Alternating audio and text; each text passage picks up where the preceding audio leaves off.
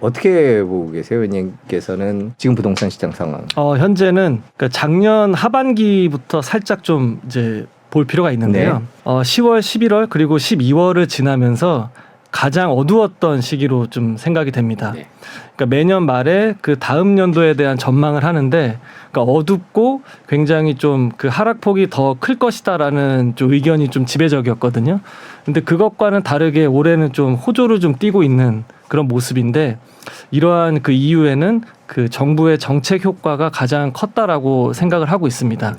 그러니까 원래 좀 시장 상황을 잘 보면서 그 순차적으로 단계적으로 대응하겠다라고 했던 정부의 정책 기조가 금리 인상에만 뭐 자이언트 스텝이나 뭐 이런 빅스텝이 있었던 건 아니고 1월 3일 날 경착륙을 막기 위해서 본격적으로 규제를 완화했던 이른바 이제 13 대책 이후에 수요가 좀 반응한 것으로 생각이 됩니다. 그러니까 지금은 그 13 부동산 대책에 이제 바로 반등하는 어떤 그런 모습으로 보여지고, 일각에서 얘기하는 그 추세적인 이제 방향 전환이다라고 얘기하기에는 아직은 좀 이른 좀 시기상조로 생각이 되고, 이게 적어도 한 반기 상반기를 지나는 시점에 여러 지표들이 있지 않습니까? 네. 뭐 거래량이라든지 아니면 이제 정책에서 나타날 수 있는 저점의 효과라든지 뭐 거시경제 환경이라든지 뭐 그게 좀 더 뚜렷해지고 명확해지면 알 수 있을 것 같은데, 지금 현재 상황은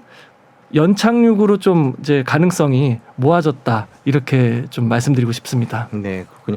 정리를 해보면 작년 12월 이후에 상황이 좀 변한 것은 많은데 그게 추세적 반등이다라고 보기에는 아직 이르다. 네, 그렇습니다. 알 수 없다. 네, 네, 이렇게 그렇습니다. 더 지켜봐야 된다라고 말씀해 주신 것 같은데, 네. 그 주신 자료 중에 저희가 가격 하락세 매매와 관련된 네. 매매 가격 지수 동향이라는 게 있네요. 보시면 그 저희가 통계기관이 크게 이제 공공이랑 민간해서 부동산원과 KB시세, 뭐 부동산 아릴리사 이렇게 참고를 하고 있는데, 네. 저는 이제 공공의 한국부동산원 자료를 좀 인용을 했고요. 매매 가격 지수는 간단하게 말씀드리면은 2021년 6월을 100을 기점으로 합니다. 네. 여기서 시작을 좀 하고요. KB는 2022년 1월을 100으로 기준을 하고 있는데, 107에서 작년 연초에 작년 12월 달에는 이제 수도권이 97까지 한 13% 정도 하락을 합니다. 그러니까 정부에서는 그 연착륙을 기대를 하고 있었는데 생각보다 급락하는 분위기에서 좌시하면 안 되겠다라고 해서 그 13 부동산 대책을 발표를 했고요. 굉장히 좀 둔화되고 있는 모습입니다. 잠깐 볼까요? 네. 표가 잘 안 보이실 것 같아서 잠깐 네. 제가 설명해 드리면, 제일 왼쪽 이게 지역별이죠. 네, 지역별입니다. 제일 왼쪽이 서울이고 그다음에 경기, 인천, 부산, 대구, 광주 이런 식으로 내려가고, 가장 가운데 뾰족하게 떨어진 지역은 세종입니다. 네, 그렇습니다. 네. 그래서 전체적인 어떤 모양새를 보게 되면 매 주차별로 이제 막대 그래프로 표현을 한 것인데요. 초에 이제 파란색 그래프가 가장 좌측에 있는 게 낙폭이 가장 크고요. 시간이 지나갈수록 낙폭이 점점 둔화되는 모습입니다. 이게 이제 연초에 정책 발표 직후의 모습이었다가 3월 27일 기준으로는 서울이 마이너스 0.13%로 낙폭이 굉장히 좀 줄어들었고요. 네. 눈에 띄는 대목은 가장 낙폭이 컸던 세종시 같은 경우가 2주 전부터 0.09% 이렇게 2주 연속 상승하는 모습을 좀 보여지고 있습니다. 이게 이제 몇 년, 한 2년 만에 이렇게 나타나고 있는 것이고, 그런데 그 보시면서도 그 혼란스러운 부분은 분명히 있으실 거예요. 왜 그러냐면 부동산원 통계에서는 낙폭이 좀 둔화된 것으로 나타나고 있지만 KB 시세는 오히려 2월 달보다 3월 달에 낙폭이 더 큰 것으로 조사된 것도 있거든요. 그러니까 이것은 그냥 매물이 급매가 소진되는 속도에 따라서 그 가격 격차가 좀 벌어지는 그런 차이 때문에 발생된 것으로 보이고, 시장에 참여하시는 이제 그 시청자분들께서는 어떤 이제 장단에 맞춰야 될지 그 굉장히 좀 어려운 시장으로 좀 생각이 됩니다. 낙폭이 줄어들고 있는 상황인데, 지난해 말과 네. 다른 분위기는 일시적이라고 보고 계십니까? 아니면 이제 뭐 지속적으로 이런 분위기가 갈 거다 이렇게 보고 계세요? 일시적으로 일단은 저희는 보고 있고요. 네. 길게 보면 계속 우상향할 수 있을 만한 그런 이제 긍정적인 상승 요인보다는 아직까지는 좀 터지지 않은, 그리고 좀 해소가 돼야 되는 불안 요인들이 많이 좀 상존하고 있습니다. 그래서 좀 시간을 좀 지켜두고서 한 반기 정도는 지켜봐야 될 것으로 좀 보고 있고, 한 3개월, 4개월 남짓 보여지는 반등 가지고 좀 추세적인 흐름으로 좀 보기 어렵다. 근데 일각에서 좀 반등했다. 지금이라도 집을 빨리 사야 된다라고 하시는 분들의 그 근거를 알고는 있거든요. 네. 헬리오시티 같은 경우가 연말에 네. 그 34평이 15억 3천까지, 그러니까 36% 고점 대비 하락을 했다가 2월 말에는 이제 18억 9천까지, 그러니까 저점 대비해서 한 15에서 20% 정도 반등을 하게 됩니다. 네, 지금 잘 글자가 작아서 제가 지금 네네. 읽어드리면 왼쪽에 있는 표가 헬리오시트고요, 오른쪽이 둔촌주공이죠. 근데 네. 보면 제일 왼쪽이 2021년 10월, 네, 그다음이 그렇습니다. 올해 1월 말, 2월, 3월 이렇게 네. 이제 1, 2, 3월에 거래됐던 가격인 거죠, 그죠? 네, 그렇습니다. 그러니까 고점 재작년 대비해서 36%가 이렇게 떨어졌다가 다시 1, 2월 개월 사이 만에 15에서 20% 이렇게 반등하는 모습이었고요. 바로 강동구의 올림픽 파크 포레온 둔촌주공 아파트 재건축 입주권이 그 이제 18억 5천만 원까지 그 34평이 이제 올라가는 모습을 보여지는 거죠. 그러니까 하방 지지선이 높아졌다. 벤치마크를 보고서 이렇게 좀 참여했던 것으로 보여지고 있고요. 예를 들어서 이제 GTX 때문에 가격 상승폭이 좀 컸던 수도권 지역들 같은 경우가 오히려 낙폭이 좀 컸지 않습니까? 네. 작년 하반기부터 이제 그런 지역들도 좀 다시 반등하는 모습을 좀 보여줬고, 그리고 모두의 그 2030 세대 말씀하시면서 특례보금자리론이 1월부터 시행이 됐을 때 기준이 이제 9억 원 이하지 않습니까? 그래서 그 서울의 외곽 지역 같은 경우, 그러니까 노원구라든지 도봉구 같은 곳들도 반등을 하는 그런 모습입니다. 그래서 일단 반등하는 거 아니냐 이렇게 좀 얘기를 하는 것 같더라고요. 네, 그래서 자 그럼 이런 논리에서 그럼 이게 추세적인 반등이 아니라 일시적인 거다라고 이제 보신다고 했는데 그 근거들을 이제부터 하나씩 좀 설명해 주시죠. 알겠습니다. 일단 그 하락장의 그 하락의 근본적인 원인부터 좀 파악을 하고, 그러면 그 근본적인 원인이 해소가 되면 다시 한번 시장은 바뀔 수가 있는 것으로 해석을 해야 되는데, 가장 큰 원인으로는 그 작년에 예기치 못했던 급격했던 이제 금리 인상이 불러왔던 이제 자산 시장의 변화인데, 보통 우리가 그 집을 살려고 하는 수요자들도 가격이 계속 하락할 것이다라는 그 심리가 커지면 집을 굳이 소유해서 그 주거를 해결하지 않고 그냥 거주만 해결할 수 있는, 그러니까 공간만 이렇게 임차해서 들어가는 이른바 이제 전월세 수요로 선회하기 때문에 그 매수 심리가 위축되면은 자산 가격은 그러니까 하방 압력을 많이 받지만 오히려 전세 시장은 이렇게 더 굳건하게 좀 버티는 모습이거든요.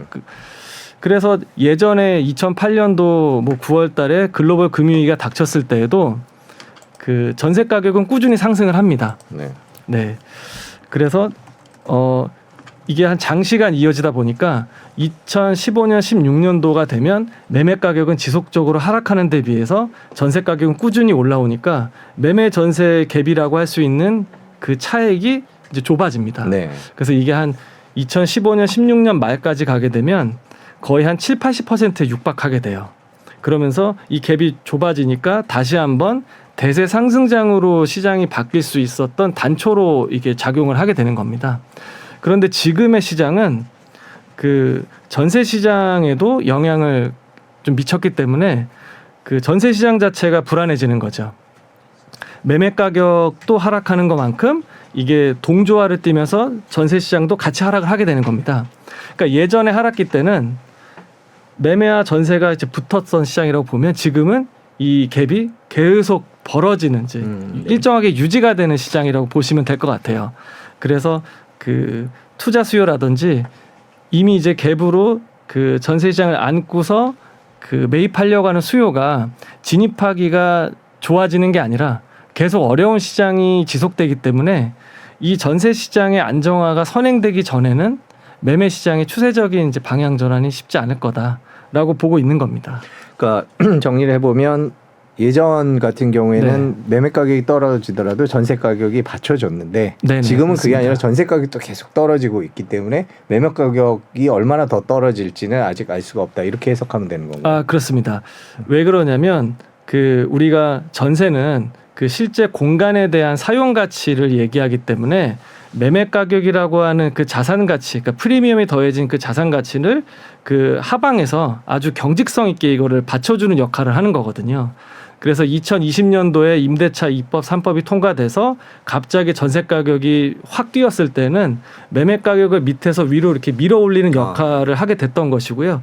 반대로 지금처럼 금리가 높아져서 전세자금 대출에 대한 이자 부담이 커지니까 전세 금액 자체가 하락하게 되니까 받치고 있던 매매 가격을 받치던 하방 지지선이 같이 이렇게 떨어진다라는 것.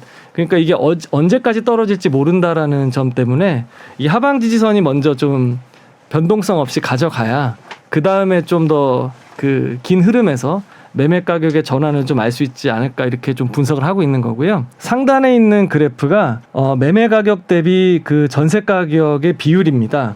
네. 그래서 그 2009년, 10년 그리고 그 침체기라고 할 수 있었던 이제 2014년 이때는 집을 산다고 하면 주변에서 걱정을 해줬었던 시기잖아요. 네. 하우스 푸어, 렌트 푸어 얘기가 나오면서 그래서 매매 가격은 하락했지만 여기 보시는 대로 이 파란색 그래프는 우상향을 그렸던 거는 전세 가격이 계속 상승했기 때문입니다. 그리고 하단에 있는 그 연두 색깔 그래프는 그냥 전세 평균 가격의 동향인데요. 네. 2000년대 이후에 접어들면서 근 20년 이상을 전세 가격은 하락했던 적은 없었습니다.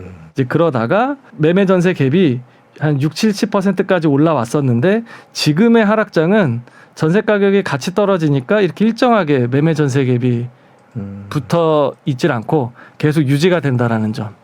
그리고 아래 보시면은 전세 가격이 이렇게 떨어지고 있는 모습들을 좀 알 수가 있는 거죠. 그래서 원래는 매매 가격이 떨어지면 2012년, 13년도 보시면 매매 가격은 1.4% 하락했을 때 전세 가격은 한 5-6% 정도 올랐는데 지금 오히려 더 낙폭이 전세 가격이 더 큰 상황이니까 이거를 추세적으로 볼 거냐? 그렇진 않다라는 게 저희 분석인 거죠. 그러니까 지금 전세값 상황을 보면 매매 가격이 올라갈 수 있는 상황이 아니다 이렇게 보고 계신다고 정리할 수 있겠습니다. 아, 네, 그렇습니다. 그러면 지금 전세값 추이는 어떻습니까? 지금 올해 들어서 지금 저희가 매매 가격은 조금 반등 거래가 나왔다 이런 얘기를 했는데 전세값 네. 추세는 지금 어떻죠? 전세 가격은 하락세가 그 매매 가격처럼 약간 둔화된 이제 측면이 있고요. 이제 그 배경에는 이제 금리의 정점이 곧 인상의 정점이 곧 머지 않았다라는 인식 때문에 조금 이렇게 안정화를 좀 찾고 있는 이제 그런 모습인 거고 작년까지만 하더라도 전세보증금 1억 원당 그러면 그 월세로 바꿨을 때 적정 금액이 얼마일까라고 하면은 보통 한 30만 원, 그러니까 지역에 따라서 차이는 있겠지만 30만 원 정도 선으로 했었는데 올해는 40에서 45만 원 정도를 보거든요. 그러니까 그만큼 이제 월세가 많이 올라온 것만큼 이제 전세는 좀 안정화 찾아가는 것 같고 전월세 전환율이 한 4.5에서 4.8% 정도 그리고 전세자금 대출 금리가 그것과 이제 상당히 좀 비슷하게 맞춰지니까 지금은 좀 이렇게 그 작년만큼 가파르게 떨어지는 추세는 조금 멈춘 것으로 좀 조사되고 있습니다.